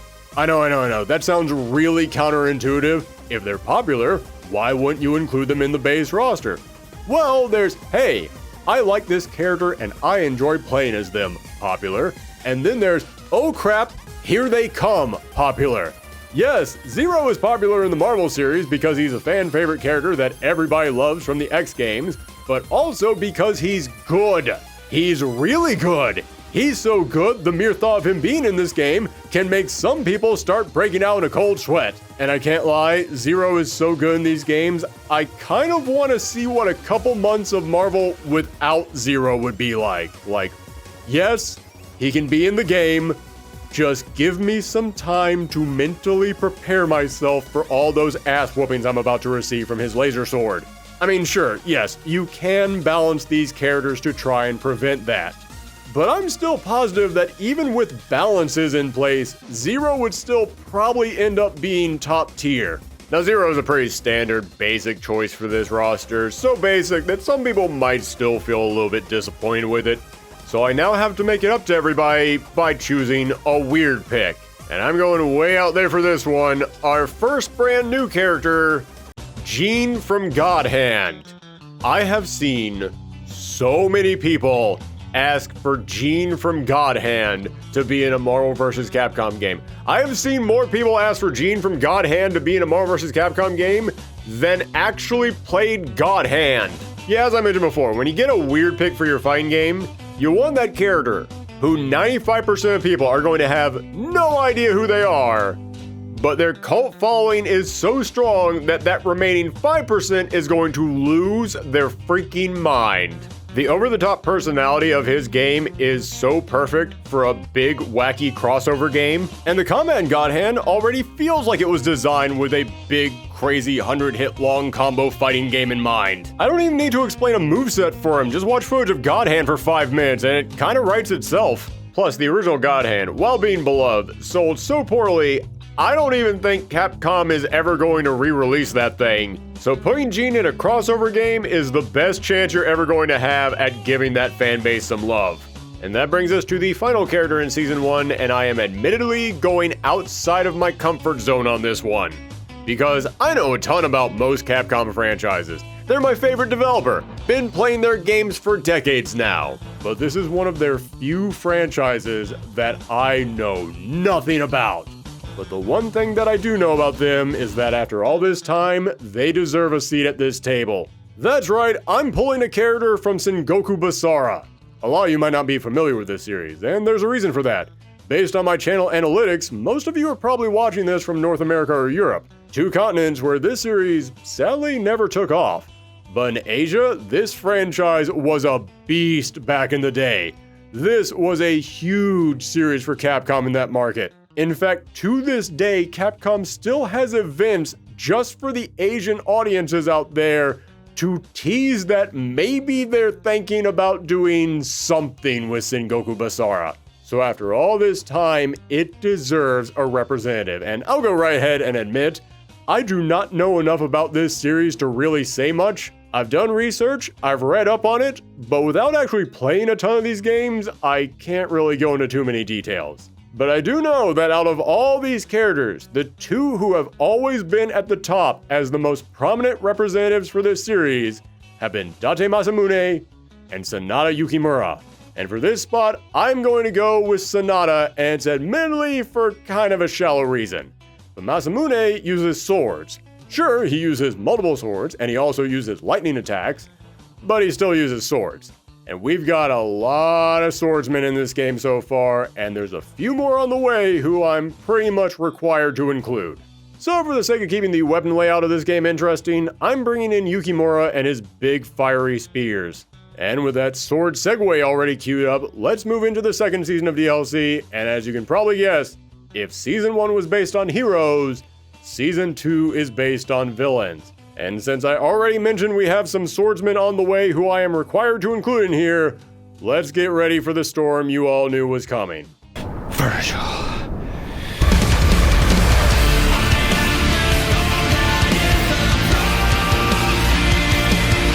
Yes, Virgil is going to be in this season because he is easily one of the best villains in Capcom's library. Yes, I know the guy who made the Devil May Cry show says Virgil isn't a villain, but after watching that show, I'm not entirely positive he knows what Devil May Cry is. So, you know what? I'm going to ignore that and say the guy who tried to destroy the entire world on a quest for power and then attempted to kill his own kid is indeed a villain. Virgil was legendary in Marvel vs. Capcom 3. So much so that you have to bring him back. But just like with Zero, yeah, I also kind of wanted to let players enjoy some time without him. The Dante, Zero, and Virgil team in Marvel 3 was so strong, sometimes it felt like there was no point in playing anyone else. And again, yes, we could totally balance the game to try and make each character more playable. But let's be real, the moment that you add Virgil and Zero into this game, you know a ton of people are just going to walk onto that team like they were magnetized to it. You can't give all those old Marvel fans the team that they had been playing for 15 years and then turn to them and say, yeah, but you're still going to play other characters, right? So yeah, I want to give the rest of the roster some time to grow and breathe without that. Let the game feel a bit new before we got a dose of the old reliable. Then for the next returning villain, I'm going to go with Akuma. I was tempted to throw JP in here as the next Street Fighter rep, so that way we could get some more love for Street Fighter 6. But again, when it comes to the DLC, I need to put in here some stuff that would win over anyone not already on board. Something that would let them know we understand Marvel vs. Capcom. So, step 1, you include Akuma in this season. Then, step 2, include a brand new secret boss fight in the game that you can unlock. Cyber Akuma. Yes, the secret boss in Marvel Superheroes vs. Street Fighter, the second time Marvel and Capcom crossed over. Let's bring him back as a secret boss and make him the hardest challenge in the game. But now for the brand new Capcom villain, and there were so many good options here. But Virgil, Akuma, these are really mainstream choices. Real front and center, obvious inclusions. And you know me, I always like to balance out the basics with the weird choices. So for our third Capcom villain, I'm going with Princess Devilot. I will now give half of you a chance to applaud, and the other half of you a chance to ask, who? Devilot was a minor villain in the fighting game Cyberbot's Full Metal Madness, and I am including her for a few reasons. One, we don't have Jin Saotome from the older Marvel games, but since Devilot is also from Cyberbots, she would have a couple of his tricks, like punching with a giant robot octopus arm across the screen. Secondly, personality. Akuma and Virgil are very serious villains. Devilot is a lot more of a Team Rocket style villain. That braggadocious villain who shows up with a massive, huge ego and then ends up blasting off again in a big comedic explosion. Heck, she was even in the original Marvel vs. Capcom as an assist where she and her henchmen blew themselves up. So we would of course have to fit a little reference to that in here somewhere. And lastly, despite only having one major appearance to her name, she has continued to pop up over the years in so many places. She's been all over official Capcom art and advertising. She's been in tons of mobile and browser games. Other games that she's not even in have gotten Devilot costumes or animated shorts. My point is, when it comes to including a weird pick in your fighting games, it's probably a good idea if that weird pick has a small yet loyal cult following who you can guarantee will show up for them. Now, as for the 3 Marvel villains, first one I have to include is Ultron. Listen, I'll fully admit, I'm a little biased here because Ultron is my favorite comic book villain. But even beyond that, his only appearance in this franchise was in Marvel vs. Capcom Infinite, and no character's only appearance should be in Marvel vs. Capcom Infinite. They deserve a second chance. Then let's bring back an older favorite who's been gone for a while, Juggernaut. I'm bringing Kane Marco back for a few reasons. First off, he's another massive fan favorite. He hasn't been in these games since Marvel 2, and I still to this day hear people asking for him to come back, including the devs of the Marvel games themselves. There's a story going around that the Marvel vs. Capcom 3 and Infinite teams both asked Marvel to let them include Juggernaut, and they were told no. Again, it's just a story, can't confirm it, but considering this was around the time when the Marvel game department was telling everyone no, yeah, that certainly sounds like something that could happen. And I'm saving him specifically for DLC because I've often said that the main roster of your game should establish the rules. Then your DLC can break those rules. So in other words, put out Marvel 4, make Hulk the biggest character in the game, make Marisa the tankiest character in the game, and then the DLC comes around and you throw in here Juggernaut, and he's bigger and tankier than either of them. And for the new character this season, Green Goblin. Not only is he Spider-Man's biggest villain, but he also has a wide variety of weapons at his disposal. Whether it be his pumpkin bombs, his laser blast, or of course his goblin glider, he would have so many moves that we could pull from. In fact, if you want to get really creative with it, you can make his glider an install where he just jumps on, and now for a limited amount of time, he can fly around the stage and he gets a totally new moveset and combos they can perform. And hey, remember what I said earlier about giving characters with certain skins completely original voice lines for those skins, so that way it feels like we're sneaking a brand new character into the game? Give the Green Goblin a Hobgoblin skin and give it completely original voice lines. Boom, you want to talk about making a character feel like they're bringing additional content in the game? That is the easiest way to do it. In fact, this season on the Capcom side, we're including Akuma and Cyber Akuma. Let's go ahead and include that Hobgoblin skin for free. That way Capcom gets something extra and Marvel gets something extra. Perfectly balanced, as all things should be. By the way, Thanos is not going to be in this game. Don't get me wrong, I like Thanos, but he's been like the face of Marvel villains for the past 10 years. We can give some other characters some time now.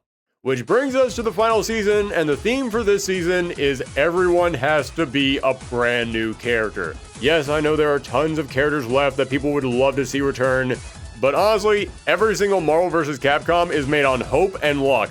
Whenever a new Marvel vs. Capcom comes out, you have to treat it like it's the last one you will ever get. So for the final season of this game, my goal is to give characters who have never been in the roster a chance. Get as many characters into the Marvel vs. Capcom family while we still can. First up from Capcom, I want to make sure that I fit in here as many franchises as I can, and Breath of Fire needs some love. And I don't just mean in this game, they need it in general. Yeah, this used to be Capcom's premier RPG series with multiple installments and huge cast of lovable characters. But now, I can't even remember the last time that Capcom acknowledged this franchise. Outside of in Tekken, but then again, I can't remember the last time that Capcom acknowledged Tekken. And I'm going to include Nina, one of the 2 recurring protagonists in the series, and I am specifically going to go with the Breath of Fire 3 incarnation, simply because that's the version I see pop up the most. But we would of course give her alternate costumes for each of the different versions of her, so that way you can play as whatever version of Nina you want. And Nina is the big magic user of these games, so she would be a zoner who fills up the screen with tons of elemental attacks. Pretty easy to understand, doesn't need a lot of explanation.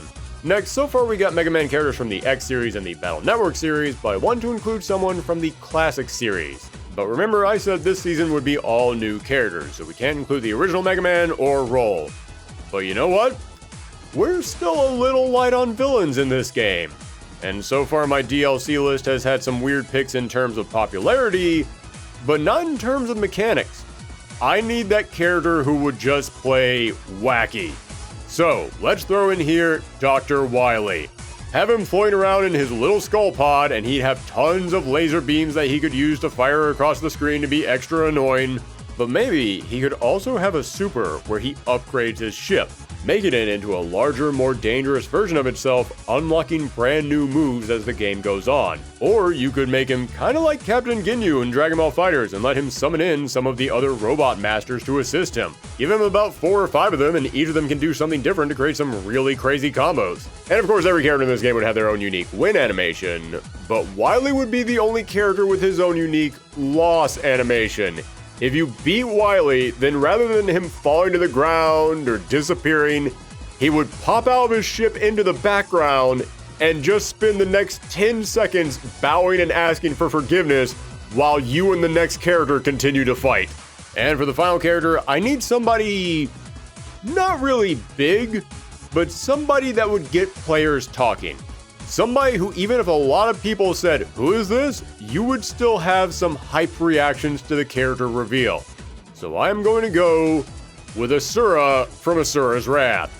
This game didn't do very well in terms of sales, but to say it left an impact on its audience would be an understatement. The people that love Asura's Wrath love Asura's Wrath. I have heard people arguing for him to be in Marvel vs. Capcom from the moment his game came out. And because he isn't that widely known, but he's still so beloved, he manages to both be a cool big name pick and a weird pick at the same time. And he is loaded with so many powers and transformations. There is no shortage of moves that we could give him. Heck, this guy had so many different forms in his game, you could give him like 3 different installs in this new Marvel vs. Capcom, and I don't think people would complain. It would be too accurate. Plus, speaking in terms of power levels, yes, this is all just for fun, and how strong a character is doesn't mean anything in this game. But Asura can punch gods and shake reality with his footsteps. It would be so cool to see him going up against Thor in an arcade ending. And now we come to our final 3 Marvel characters, and I'm going to start with Moon Knight. I didn't put him in the main roster because he'd be another street level representative, and I feel like we were pretty good on that. Not to mention, he'd be our second vampire hunting Marvel character, and I can't think of the last time I ever said, "Hey, you know what this fighting game is missing? Multiple Marvel vampire hunters." But now that we're in the DLC, yeah, none of that matters, and I definitely want him in here. I think he could be an incredibly interesting character. I've heard people throw out the idea of putting him in a fighting game and having him be a stance fighter where he swaps between his personalities on the fly, but that's more something they invented for the show, and again, we're sticking with the comic interpretations. Don't get me wrong, Moon Knight does have DID in the comics, but he doesn't really swap personalities in the middle of battle. No, the way that Moon Knight will fight in here will be a bit more like a vicious Batman. He'll have a few ranged attacks with his grappling hook and his moon-shaped shurikens, but he'll primarily be a close-range fighter. And when he starts fighting, he won't stop. Give him some special moves that look like regular punches and kicks, but they all have armor on them. But not armor that negates the damage or heals back over time. No, the thing that makes Moon Knight unique among other street-level heroes is he will plow right into battle and doesn't care what happens to his body. He will take 10 punches if it means he can land one himself. And he doesn't have a healing factor like he had in the show either. I'm pretty sure they just invented that because Disney looked at him and said, "We can't have a character who willingly gets shot and stabbed this much without explaining it." Hell, Taskmaster once said he's the only guy he won't copy moves from because Moon Knight doesn't dodge attacks. He takes them. So Moon Knight would be Marvel's glass cannon. Either he wins quickly or he loses quickly. Next Marvel character, I want to include someone to represent that new, younger age of heroes, those up-and-coming stars. And I'll be real with you, I originally put Miss Marvel Kamala Khan in here. I love that character. The original G. Will Wilson run on that series remains one of the best new hero titles of the past 20 years. However, since that series ended, Marvel has basically fumbled that character left and right. Yeah, putting her in that Marvel Avengers game was not the first impression this character deserved. Not to mention they won't even let her use her actual comic powers in the MCU because they've got this weird fear that it might overlap with Mr. Fantastic. So in the original version of this script, I include Miss Marvel and I literally said, and I quote, "So make a new Marvel game, make it fun, make it look cool, and then put Miss Marvel in there." And then last week they revealed Tokon, it looks fun, it looks cool, and they put Miss Marvel in there. So, yeah, I'm pretty happy right now, no notes. So if Miss Marvel is already in Tokon, let's give another character a shot. I was tempted to go with Squirrel Girl, been hyping her up ever since our original Marvel video. Moon Girl could be fun, just have a giant dinosaur on screen the whole time. But in the end, I landed on Gwenpool. Now, last time we did this roster, I said we could include Gwenpool in here as an Echo Fighter for Deadpool. She's got guns and swords, and with her reality comic altering powers, we could match his third wall breaking powers, so yeah, that seems to line up pretty well. But I'm not going to do that this time. No, instead, for this roster, Gwenpool is going to fill a gameplay slot that this roster is missing. And that's the Puppet Fighter. How is she a Puppet Fighter? Because this wouldn't just be Gwenpool. No, she would be joined by a very special friend.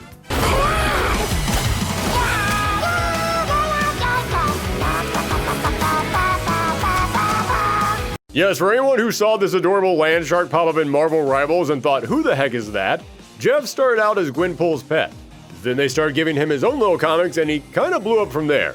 So in this game, we'll have Gwenpool and Jeff fight as a duo. She handles the short-range attacks while commanding him to swim around the stage and attack from afar. By the way, considering the new Marvel fighting game is being made by Arc System Works and they love their puppet fighters, I'm just throwing it out there, this is a thing they could actually end up doing. And if that happens, I want it on record that I called it. And now for the final Marvel character, we got a decent selection of Avengers and X-Men and street-level heroes, but we're kind of light on Marvel's cosmic characters.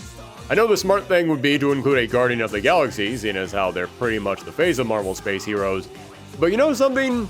They got reps in the last two games. I say for this final character, we go even further. Our last character is the Silver Surfer. I've seen people requesting the Silver Surfer in this game for the longest time, and I think he would be a great choice because, in a bizarre way, he's kind of a safe standard pick, while also being a weird pick. Thanks to his history and his far out there concept, a lot of people do know about him. He is a character who people closely associate with Marvel Comics. But that doesn't change the fact that he is a far out there concept. In fact, I'd be willing to say, when it comes to that unique standard/weird pick combination, I think the Silver Surfer is Marvel's equivalent to Asura. These two being revealed at the same time as the final two characters kind of feels appropriate. And figuring out how he'd play was really difficult because, well, yeah, he brings a giant surfboard into battle. Would he swing the surfboard around like a club? Would he ride around on it the entire time? I was tempted to go that route, just say screw it, let's go crazy and have him always on a surfboard, but then I started thinking about hitboxes and hurtboxes and I realized either the surfboard wouldn't be tangible and players would be able to walk right through it to attack the surfer, which would just look like everyone was always clipping through it the entire game, or the surfboard would be tangible, meaning you could hit the surfer from about 3 feet in front of his actual body. So instead, let's have him walking around without the board. But he could have a special where he zips across the stage on the board, ramming through anyone in his way, and whenever he launches the opponent or double jumps, his board would magically appear right underneath him, and suddenly he would gain brand new moves that he could only do on the board in the air. And of course, we would have to give him an install super where the board just forms underneath him, and now for a limited amount of time, he can do all of those board attacks wherever and whenever he wants. And for his big level 3 super, have Galactus come down and blow up the entire stage around them. In fact, maybe you could make that a little bit of a charge up super. Like if you go into it with your level 3 raw, then yeah, Galactus comes down, blows up the stage, does some damage. But maybe the Silver Surfer could also have a stance where he calls out to Galactus, and every time that you do that before doing your level 3, it will increase the power of that attack. By the way, side note, literally the day that I am recording this, the new trailer for the Fantastic Four movie went up with our first look at the Silver Surfer in that film. I swear, this is once again just another crazy coincidence. I did not see that trailer and put Silver Surfer in here. This script was already written out, and nobody finds this timing weirder than I do. And there you go, folks. That is your brand new Marvel vs. Capcom Build the Roster. Thank you guys very much for tuning in today. Let me know what you thought about this episode. Do you agree with my picks? Do you disagree with my picks? Did you think this episode was better than the last one? Let me know all that in the comments down below. Also, while you're down there in the comments, make sure to give us a thumb up and make sure to hit that subscribe button. We are really close to that 100,000 subscriber mark. I want to get that plaque. I'm gonna get that plaque this year. It's happening. Make sure that you hit that subscribe to help us get there quicker. Also, I want to take a moment to thank everybody who helped out on this video. This is probably the biggest collaboration I've had to do with behind the scenes stuff because we didn't just have a thumbnail artist. We also had an editor helping out with some of those character introductions, and we also had voice actors. We have never had voice actors on any of these episodes before, but I decided, you know what, let's try something new. Let's try and go one step further than what we normally do. Let's try and make these videos even more impressive, and I gotta say, I am very happy with all the voice actors that I work with. They were all wonderful people. Same thing goes for our editor in Savian, who helped out with some of those character introductions, and of course, Khan, who helped out with the thumbnail. I've been wanting to get Khan to do a thumbnail for us for the longest time. It was awesome that he was able to do this one. Make sure that you go and support all those people. You'll find the links to their stuff in the description down below. And also, I want to thank all the patrons who helped donate to this channel. This video, as you can tell, took a long time, and the only reason I am able to put so much work on these videos is because our patrons are able to support this channel. Thank you to all of them. If you want to get all the bonus behind the scenes stuff that they do, then make sure that you go and sign up for our Patreon. You can find the link to that in the description down below. This was a wild episode. Now that we're here at the end, I'll just go ahead and give you guys some behind the scenes information here. Originally, this episode was going to be Capcom versus Sega. I've been planning on doing that one for a while, but then I thought, you know what, let's give it up to the patrons. It's the anniversary episode, let them vote on what they want to be, and it was overwhelmingly in favor of redoing the Marvel vs. Capcom video. And it was so weird working on this over the past couple months, because in my mind, I was like, oh, that Marvel vs. Capcom collection is coming out, and Marvel vs. Capcom 2 is going to be at EVO this year. That seems like a good sign. I mean, heck, the last time that I did a Marvel vs. Capcom build a roster, Marvel vs. Capcom 2 was also going to be at EVO. What are the odds? And then literally like a week ago, after I had already done all this work on the video and it was almost complete, all of a sudden a new Marvel vs. Marvel tag fighting game got announced that basically told everyone, yeah, don't read too much into that Marvel vs. Capcom collection. This is not actually happening. Just the weirdest timing you could imagine. But you know what? I'm still very happy with this video. Let me know what you thought about it in the comments down below. Thanks again for tuning in, everyone. You can find me all over the web on Blue Sky and on Twitch and all those other places. Stay safe out there. Come back next time.